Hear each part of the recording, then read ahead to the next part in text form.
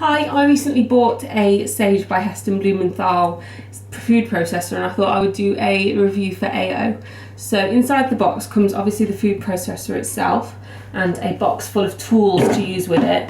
One of the reasons that I really liked the idea of it was that it has precision cutting. So you have a tool in there that you can change the size of the slices that you want depending on what you're making. There is also a variable sized inlet on the top of the mixer, so you can vary that depending on what it is that you're actually wanting to put through the mixer. The mixer bowl itself has a 2.7 litre capacity, which is really good. There is also a smaller bowl inside for smaller projects. It means that you can have the smaller project mixing, take the bowl out and then start on the bigger project straight away, or vice versa. So you don't have to wash the bowl in between if you've got two projects that would fit inside. So I'm just going to go and have a go around, play around with it.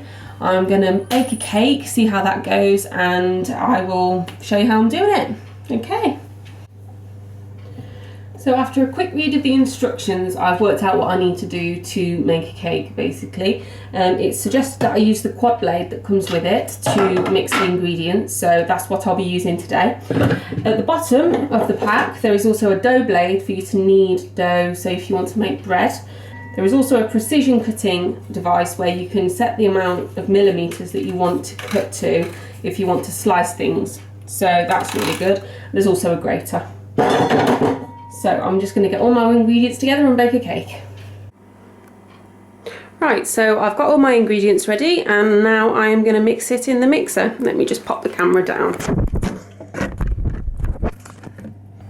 Right, now I've got myself all sorted. I'm going to put all of the ingredients in, including the spatula that comes free with it, into the mixer.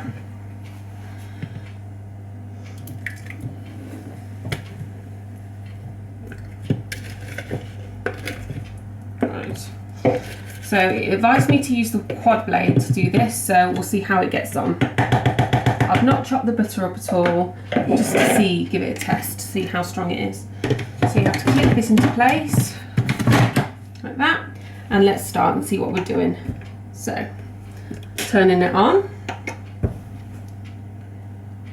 Right, so the lights come on at the front. Let me just show you. The lights come on at the front, and let's just see how we get on whilst we use it.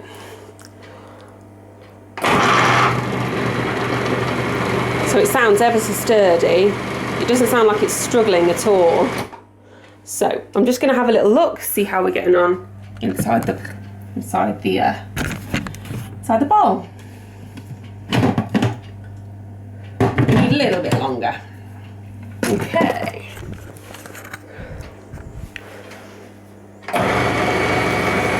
Now I feel like this has really got a good stance because it's such a heavy base. It feels like it really is going to do what I need it to do, and I don't feel worried that it's flimsy. Right, let's have a look again now. I would say that that was done.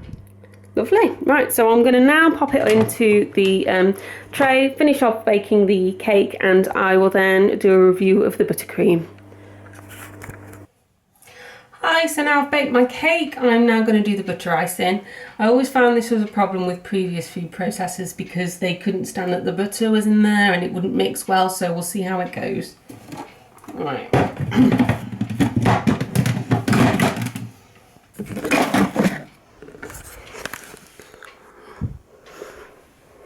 Power on. Oh.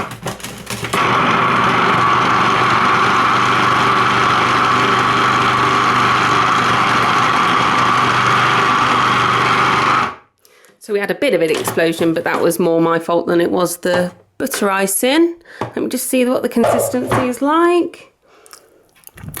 Perfect. So it handled that really easily. No problems at all.